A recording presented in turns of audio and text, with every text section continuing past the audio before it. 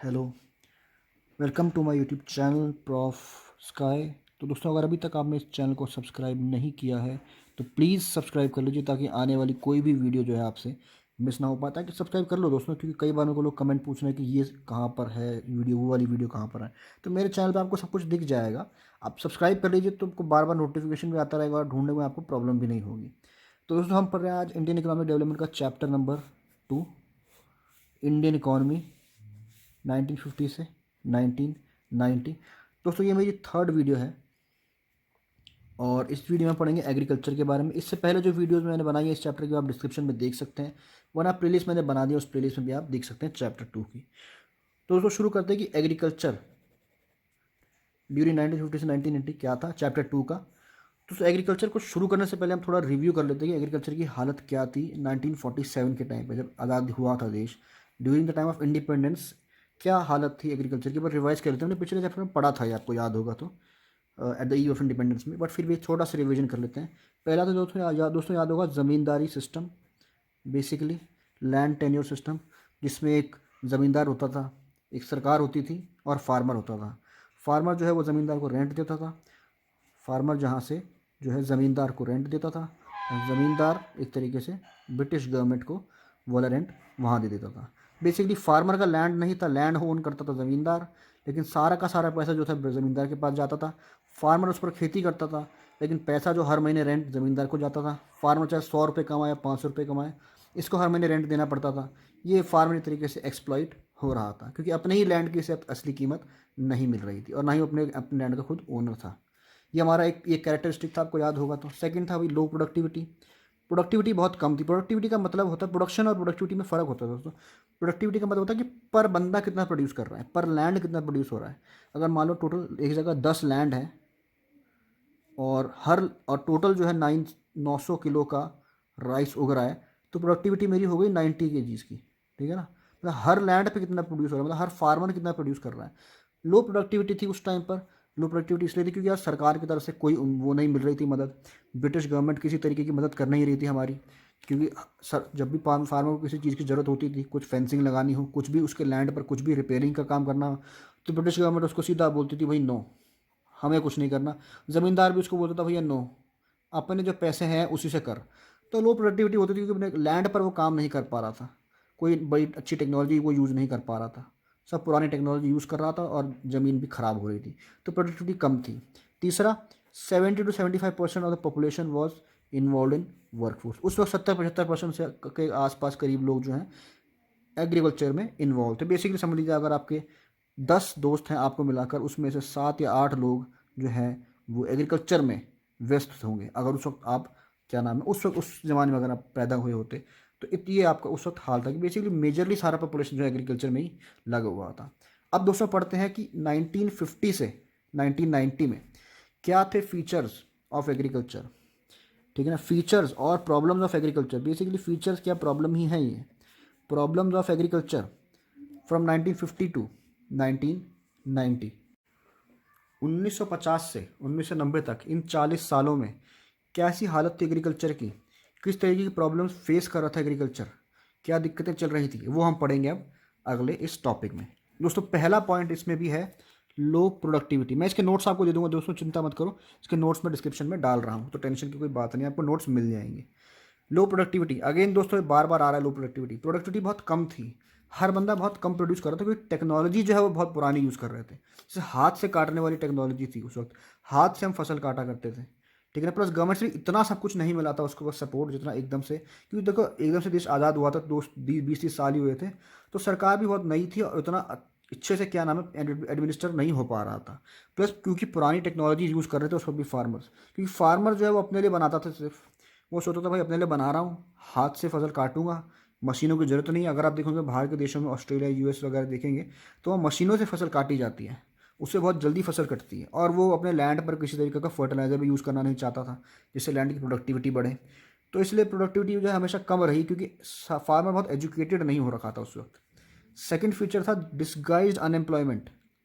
भाई disguised unemployment क्या होता है? अनएम्प्लॉयमेंट का मतलब अब सबको पता है, अनएम्प्लॉयमेंट का मतलब होता है नौकरी ना होना। ठीक है ना, जब एम्प्लॉयड नहीं होते हैं।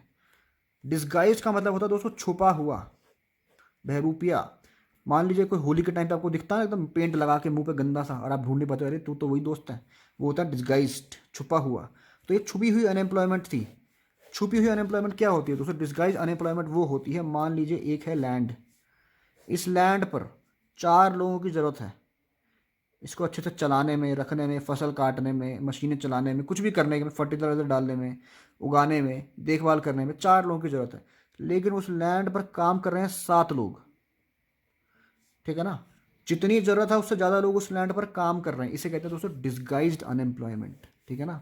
मोर people are working at a place where there is no need, ठीक है ना। जितने लोगों की ज़रूरत है उससे ज़्यादा लोग जो है वहाँ पर काम कर रहे हैं, उसे कहते हैं हम डिस्गाइज्ड अनएम्प्लॉयमेंट, ठीक है। तीसरा था हाई डिपेंडेंसी ऑन रेनफॉल। तो दोस्तों दिक्कत ये थी उस वक्त की इरिगेशन फैसिलिटीज़ बहुत अच्छी थी नहीं। इरिगेशन का मतलब होता है कि पानी देना फसलों में, ठीक है ना। कोई भी तरीके की फसल जब हम उगाते हैं उनमें पानी देने की ज़रूरत पड़ती है, स्पेशली राइस वगैरह जैसे जो खेती आप करते हैं उसमें जो है काफ़ी ज़्यादा पानी देने की ज़रूरत पड़ती है। अब कुएँ वगैरह होते थे दूर, अब वहाँ से पानी ढो के कौन लाए इतना सारा, ठीक है ना। तो भाई डिपेंडेंसी होती थी रेन पर, कि भाई बारिश आ गई इस साल तो फसल बढ़िया हो जाएगी, और बारिश नहीं आई तो फसल ख़राब हो जाएगी। बारिश कम आई तो भी फसल ख़राब हो जाएगी, बारिश ज़्यादा आई तो भी फसल ख़राब हो जाएगी। बारिश अप्रोप्रिएट ही आनी चाहिए। तो इसलिए हमारी डिपेंडेंसी रेनफॉल में बहुत ज़्यादा थी। आजकल तो थोड़ा ये है कि चलो आसपास के जो वेल हैं या आसपास के जो पानी के जो वो हैं सोर्सेज, वहाँ से पाइपलाइन आ जाती है आपके एग्रीकल्चर लैंड तक, तो आप दे सकते हैं पानी अगर मान लीजिए बारिश नहीं आई तो। बट उस वक्त ऐसा नहीं था, डिपेंडेंसी थी रेनफॉल पे बस। बारिश के ऊपर इतनी डिपेंडेंसी थी कि अगर बारिश नहीं आई तो भाई फसल ख़राब हो जाएगी, पूरे साल की मेहनत मेरी ख़राब हो जाएगी। ये एक बहुत बड़ा डिसएडवांटेज था हमारा, एक बहुत बड़ा प्रॉब्लम था एग्रीकल्चर का 1950 से 1990 के बीच में। अगला पॉइंट है दोस्तों सबसिस्टेंस फार्मिंग। सबसिस्टेंस फार्मिंग का मतलब क्या होता है? सबसिस्टेंस फार्मिंग का मतलब होता है वो फार्मिंग जो सिर्फ सेल्फ कंजम्पशन के लिए की जाती है। मतलब सिर्फ वो ही हम उगाएंगे जो हमें खाना है, सरप्लस नहीं है, there is no surplus. Surplus का कॉन्सेप्ट ही नहीं रखेंगे हम, एक्स्ट्रा नहीं बनाएंगे कुछ, ठीक है ना। हम बस वही उगाएंगे जो क्या नाम है हमें खाना है। हमें राइस और वीट बस ये हमें खाना है, हमें उगाएंगे और कोई टेंशन नहीं है, और हमें किसी का कोई दिक्कत नहीं है। अब क्योंकि कोई सरप्लस नहीं उगा रहा था, मतलब कि जिसको जो खाना है वही उगा रहा था, क्योंकि कुछ नया अलग से नहीं उगा रहा था तो वो कुछ सेल नहीं कर पा रहे थे, ठीक है ना। क्योंकि सेल नहीं हो रही तो उनके पास पैसे एक्स्ट्रा नहीं आ रहे थे। अब पैसे एक्स्ट्रा नहीं आ रहे थे तो उनकी लाइफ बहुत बढ़िया नहीं हो रही थी, ठीक है ना। अब कोई बीमार पड़ गया तो भाई उस साल उसने खेती ही नहीं करी, क्योंकि बीमार पड़ गया, पैसे नहीं है अस्पताल जाने के लिए। तो सरप्लस नहीं उगा रहा था, हर कोई अपने सेल्फ कंजम्पशन के लिए उगा रहा था, क्योंकि उनको लग रहा था कि भाई फार्मिंग को हम क्यों बिजनेस बनाएं, हमें सरप्लस की ज़रूरत ही क्या है। उनको इतना एजुकेशन नहीं दिया जा रहा था उस वक्त कि भाई अगर आप सरप्लस उगाएंगे तो आपके पास कुछ एक्स्ट्रा पैसे आएंगे, आप कुछ एक्स्ट्रा पैसे को यूज़ कर सकते हैं, अपने बच्चों को पढ़ाने में यूज़ कर सकते हैं, उनको अच्छी नौकरी दिलाने में आप यूज़ कर सकते हैं, कई चीज़ों में आप यूज़ कर सकते हैं। अपने किसी दिन आप बीमार पड़ गए तो वो यूज़ कर सकते हैं, बट वो एजुकेशन नहीं दी जा रही थी, इसलिए वो सिर्फ सेल्फ कंजम्पशन के लिए क्या नाम है खेती कर रहे थे।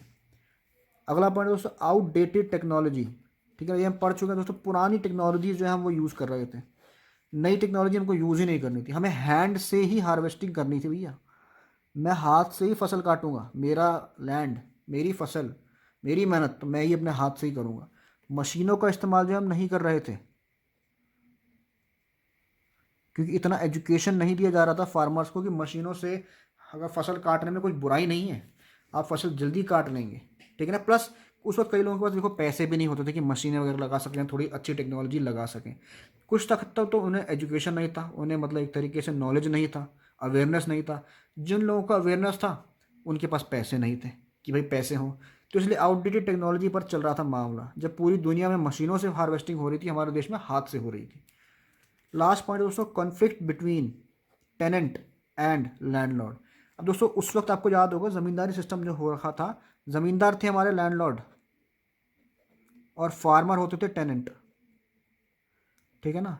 उस लैंड के ज़मींदार होते थे आपके लैंडलॉर्ड और फार्मर होते थे टेनेंट। अब इनके बीच में बहुत कॉन्फ्लिक्ट चलता रहता था कि भाई इसकी हो गई है ज़मीन ख़राब, अब इसको चाहिए पैसे। अब ये पैसे मांगने जाता था ज़मींदार के पास कि भाई मेरी ज़मीन जो है वो ख़राब हो रही है, अगले साल खेती नहीं कर पाऊंगा मैं, मुझे पैसे की सख्त ज़रूरत है ताकि अपने काम करवा सकूँ मैं ज़मीन पर। ज़मींदार कहता था पैसे तो दे दूंगा मैं तेरे को, कोई टेंशन नहीं है, बट एक काम कर, तू मुझे 10% पर साल का ब्याज दे दे, मुझे इंटरेस्ट। मतलब अगर तू मुझसे 100 रुपये लेगा तो एक साल बाद मुझे 110 रुपये वापस करेगा।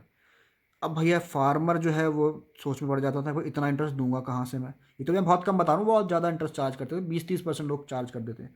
ये अगर वो बैंक के पास जाता बेचारा तो उसको 5% पे लोन मिल जाता। तो इतना लोग समझाने वाले नहीं थे कि भाई बैंक के पास जाओ, और उसको बैंकिंग सिस्टम इतना जुड़ा भी नहीं होता, हर किसी का बैंक अकाउंट भी नहीं था। और उसको उतना देखो, जब सरकार नई नई आती है ना तो लोगों को भरोसा नहीं होता है। एक ऐसी सरकार से निकले थे उस वक्त यार जो हमें लूट के गई है, ठीक है ना। तो इतना भरोसा नहीं होता है कि भाई ये हमारे ठीक होंगे, तो इसलिए बैंक के लोग जाते भी नहीं थे। तो ज़मींदार के साथ ही करते थे भाई, वहीं उनका झगड़ा होता था, भाई वो उसका पैसा चुका नहीं पाता था लेने के बाद, फिर वो उसकी ज़मीन ले लेता था। तो ये सब कॉन्फ्लिक्ट जो है वो बहुत कॉमन थे लैंडलॉर्ड और क्या नाम है टेनेंट के बीच में। दोस्तों ये तो हो गए प्रॉब्लम्स ऑफ एग्रीकल्चर। एग्रीकल्चर की क्या क्या दिक्कतें थी 1950 से 1990 के बीच में। अब हम पढ़ते हैं कि क्या क्या रिफॉर्म्स लाए, क्या क्या मेजर्स लिए एग्रीकल्चर को ठीक करने के लिए, ठीक है ना। Measures to promote growth in agriculture. Agriculture में ग्रोथ प्रमोट करने के लिए क्या क्या मेजर्स लिए गए, क्या क्या तरीके अपनाए गए ताकि एग्रीकल्चर में ग्रोथ हो, ठीक है ना। इसके 2 पॉइंट है दोस्तों। पहला है लैंड रिफॉर्म्स, ठीक है ना, और दूसरा है ग्रीन रेवोल्यूशन। ये ग्रीन रेवोल्यूशन हम पढ़ेंगे अगले वीडियो में, नेक्स्ट वीडियो। ओके, तो बाय बाय। अब हम पढ़ेंगे ये लैंड रिफॉर्म इस वीडियो में। लैंड रिफॉर्म का मतलब क्या होता है दोस्तों। सबसे पहले तो आप ये पूछोगे सर रिफॉर्म का मतलब क्या है। लैंड तो हम सबको पता है, ज़मीन। Very good, congratulations. रिफॉर्म का मतलब होता है दोस्तों किसी भी प्रेजेंट सिस्टम में या फिर कानून में चेंज लाना ताकि वो बेटरमेंट की तरफ बढ़ सके। Basically to change the current system और law to make it better, ठीक है। उसको बेहतर बनाने के लिए क्या किया जाए। बेसिकली अगर मैं आपसे पूछूं आपके हेल्थ रिफॉर्म्स आपको लेने हैं, तो बेसिकली आपको अपनी हेल्थ में बेटरमेंट लाने के लिए आप क्या क्या रिफॉर्म देंगे। आप थोड़ा अच्छा खाना खाएंगे, आप थोड़ा स्पोर्ट्स में पार्टिसिपेट करेंगे, आप गलत टाइम पे खाना नहीं खाएंगे, कोशिश करेंगे सुबह जल्दी उठें। सुबह जल्दी तो खैर भूल जाइए, तो खैर इतना तो आप सब कुछ करेंगे थोड़ा बहुत ताकि आपकी हेल्थ रिफॉर्म जो कि हेल्थ में बेटरमेंट आए। उस तरह लैंड रिफॉर्म मतलब कि लैंड में बेटरमेंट आए, इसलिए क्या क्या किया सरकार ने। तो ये बेसिकली सबसे पहला जो ये बेसिकली फोकस था change in ownership of land holding. वो सरकार ने सबसे पहले क्या करा, ओनरशिप है लैंड होल्डिंग की वो चेंज कर दी। सरकार ने बोला भाई सब कुछ तो फार्मर कर रहा है, अब सारा जो लैंड है वो फार्मर का होगा। बेसिकली सरकार ने क्या करा, इंटरमीडियरी हटा दिया, ठीक है ना। बेसिकली ये है आपका गवर्नमेंट, ये है आपका ज़मींदार, और ये है आपका फार्मर, ठीक है ना। सरकार ने इसको एलिमिनेट कर दिया।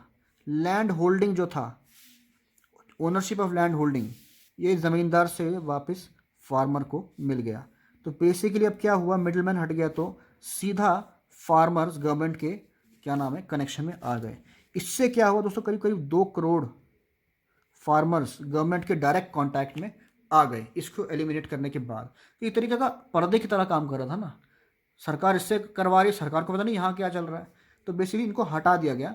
अब सीधा सरकार और फार्मर आपस में बात करेंगे। इनको लोन चाहिए तो सरकार से लो, ठीक है ना। और तुमको देखना है कि भाई क्या हो रहा है, कौन के किसके पास कितना लैंड है, किसको क्या परेशानी हो रही है, तो वो फार्मर से बात करेंगे, ठीक है ना।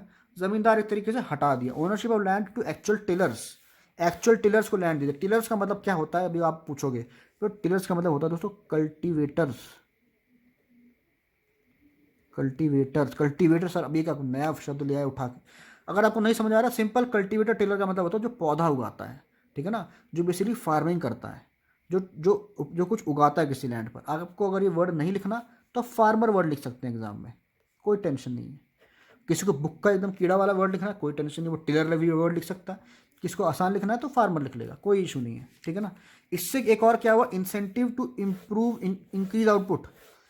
फार्मर्स का जो है इंक्रीज होने लगा आउटपुट। फार्मर्स को लगा हम आउटपुट इंक्रीज कर सकते हैं, हम ज़्यादा ज़्यादा प्रोड्यूस कर सकते हैं। क्योंकि देखो साफ सीधी बात है, पहले जब फार्मर जो प्रोड्यूस करता था उसका सारा हिस्सा तो ज़मींदार ले लेता था, उसके बाद छोटा मोटा कुछ बचता था, ठीक है ना। अब क्या है कि फार्मर को पता लग गया कि वो कुछ भी उगा सकता है, कैसे भी उगा सकता है, और उसको सीधा जो है सरकार से मिलेगा पैसा, ज़मींदार से उसको एक्सप्लॉइट नहीं कर सकता। तो उसको और मोटिवेशन मिल गया, इंसेंटिव मतलब मोटिवेशन उसको मिल गया कि अब मैं ज़्यादा से ज़्यादा उगाऊंगा, अब मैं ज़्यादा से ज़्यादा उगाऊंगा और मैं क्या नाम है सरप्लस कमा सकता हूँ। अब मैं सरप्लस कमाऊंगा तो मेरे पास कुछ पैसे आएंगे, मेरे पैसे आएंगे तो मैं अपने बच्चों के एजुकेशन पे लगा सकता हूँ, कुछ हेल्थ केयर पे लगा सकता हूँ, अपने बच्चों को आर्मी में भेजूंगा, IAS IPS ऑफिसर बनाऊंगा, गवर्नमेंट जॉब दिलाऊंगा। तो उसको ये सोचने लगा, तो इसलिए उसको लगा कि मैं इंक्रीज कर सकता हूँ आउटपुट में यहाँ से। अपने ज़मीन पर जहाँ मैं 100 किलो उगाता हूँ, ठीक है ना, अब मैं 150 किलो उगाने का सोच सकता हूँ भैया, क्योंकि अभी लैंड मेरा है। मैं अपने हिसाब से करूँगा सब कुछ। मेरे को अगर सरकार से थोड़ा और सपोर्ट मिल गया तो मैं प्रोडक्टिविटी बढ़ा दूंगा और उसके हिसाब से मैं सरप्लस मेरा इंक्रीज़ हो जाएगा और आउटपुट इंक्रीज़ हो जाएगा। ये उनको मोटिवेशन मिल गया एक तरीके से, क्योंकि हमारा जो है लैंडलॉर्ड बीचे से हट गया, अपना जो है मिडिल मैन हट गया। ये हो गया दोस्तों पहला पॉइंट, अबॉलिशन ऑफ इंटरमीडियरीज। दूसरी चीज़ क्या करी दोस्तों, जो सबसे इंपॉर्टेंट चीज़ थी ऑलमोस्ट, वो थी दोस्तों लैंड सीलिंग। बहुत इंपॉर्टेंट पॉइंट है दोस्तों ये, मैं इसको कर रहा हूँ स्टार मार्क, ठीक है ना। इसको मैंने स्टार मार्क कर दिया दोस्तों। लैंड सीलिंग क्या होता है? लैंड हमको सबको पता है दोस्तों, ज़मीन। सीलिंग क्या होता है? सीलिंग आपने घर के ऊपर देखा, सीलिंग होती है जो पंखे पे है, पंखे ऊपर जो कहीं ऊपर लगा होता है जो दीवार से होती है, सीलिंग बिल्कुल वही होती है दोस्तों, एग्जैक्टली वही होती है सीलिंग। नीचे फ्लोर ऊपर सीलिंग, ठीक है ना, नीचे फ्लोर और ऊपर सीलिंग। सीलिंग का मतलब होता है दोस्तों बेसिकली टॉप लिमिट या अपर लिमिट या मैक्सिमम लिमिट किसी भी चीज़ के लिए सीलिंग लगा दी दोस्तों। सीलिंग लगा दी मतलब लैंड की सीलिंग लगा दी, मतलब ये बता दिया सरकार ने कि एक बंदा इंडिविजुअल किसी एक इस पर्टिकुलर अमाउंट से ज़्यादा लैंड ओन नहीं कर सकता। Fix specified limit of land which can be owned by individual. एक इंडिविजुअल एक फिक्स अमाउंट से ज़्यादा लैंड नहीं ओन कर सकता। मान लीजिए सरकार ने बोला कि कोई भी बंदा 100 एकड़ लैंड से ज़्यादा जो है ओन नहीं कर सकता। अब मान लीजिए भाई तो तीन दोस्त हैं भाई, यह है शाहरुख, यह है सलमान और ये अपना आमिर, ठीक है ना। इन तीनों के पास है लैंड। अब इसके पास है भैया 170 एकड़ लैंड, सलमान के पास है भैया 130 एकड़ लैंड, और इसके पास कितना है भाई, इसके पास है 40 एकड़ लैंड, ठीक है ना। आप देखोगे तो भाई यह एक तरीके से कितनी इनइक्वालिटी, इसके पास 170 है और इसके पास है 40, कितना बुरा हाल है देखिए, क्योंकि ये ज़्यादा बेच पाएगा ना यार, इसके पास लैंड ज़्यादा है, ज़्यादा उगाएगा ये। तो गवर्नमेंट ने क्या करा, गवर्नमेंट ने बोला भाई 100 से ज़्यादा किसी के पास लैंड नहीं देंगे हम। तो भाई इसने क्या करा, इसने 70 दे दिया, अब सरकार को इसको देना पड़ा। इसके पास कितना रह गया 100, चलो भाई ये तो सीलिंग पे आ गया। इसने क्या करा 30 दे दिया भाई सरकार को, ठीक है ना। अब इसके पास भी रह गया 100, है ना, कि लैंड सीलिंग है ना 100 की, इसको 70 देना पड़ेगा, इसको 30 देना पड़ेगा, ठीक है ना। इसके पास है 40, इसको बोला भाई इसको तो जरूरत है यार, तो सरकार ने देखो अभी 70 और 30, 100 इस सरकार को मिला है, तो सरकार ने बोला इसको 60 हम दे देते हैं, ठीक है ना। तो इसके भी हो गए 100 एकड़। बेसिकली गवर्नमेंट एक तरीके से इक्विटी लेके आ गई। इक्विटी हमने पढ़ा था ना, अमीर गरीब में फ़र्क मिटाना, उसे कहते हैं इक्विटी। फार्मिंग में इक्विटी आ गई। ऐसा नहीं था कि अब, उससे पहले देखो ना क्या था, एक किसान इतना अमीर, एक किसान कितना गरीब। अब क्या है कि सब किसानों के पास बराबर का मौका है बेचने का, सबके पास 100 एकड़ लैंड है। अब ऐसा नहीं कि एक के पास अनड्यू एडवांटेज है, अब बेचो तुम जैसे बेचना है, ठीक है ना, सबके पास इक्वल लैंड है, सब इक्वल इक्वल उगाओ और बेचो। इसलिए उन्होंने क्या करा, स्पेसिफाई कर दिया लिमिट, लैंड सीलिंग लगा दी है। लैंड सीलिंग लगा दी मतलब फिक्स कर दिया specified limit of land which can be owned by an individual. इससे क्या हो दोस्तों, reduce concentration of land in few hands. कुछ हाथों में जो ज़्यादा से ज़्यादा लैंड था वो कम हो गया। Concentration of land in few hands, कुछ हाथों में जो था एक तरीके से ज़्यादा से ज़्यादा लैंड कंसंट्रेटेड था। कि मान लो भाई ज़्यादा भाई 20% फार्मर्स हैं जो कह सकते हो कि 70% जो है लैंड ओन करते हैं। ये कितना बुरा है अगर मैं आपको बताऊं कि भाई हज़ार एकड़ लैंड है कई लोगों के पास, किसी के पास 50 एकड़ भी लैंड नहीं है। तो वो जो है ना, ये जो कुछ कुछ लोगों के हाथ में जो पावर था ना, कंसिडरेशन ऑफ लैंड था, लैंड बहुत ज़्यादा, वो कम हो गया। उन लोगों से लेकर सब में एक तरीके से बांट दिया गया है, ठीक है ना। ये था एक तरीके का फीचर लैंड सीलिंग का। तो इसके साथ दोस्तों ये वाला वीडियो यहाँ पर ख़त्म होता है। अगले वीडियो में पढ़ेंगे दोस्तों ग्रीन रेवोल्यूशन। तो अगर आपको वीडियो पसंद है तो प्लीज़ यार लाइक कीजिए और सब्सक्राइब कीजिए मेरे चैनल को। जितना आप लाइक करेंगे यार उतना ज़्यादा लोगों को रिकमेंड होगी ये वीडियो और उतना ज़्यादा लोग देख पाएंगे। थैंक यू वेरी मच यार, लाइक करो, शेयर करो और सब्सक्राइब करो।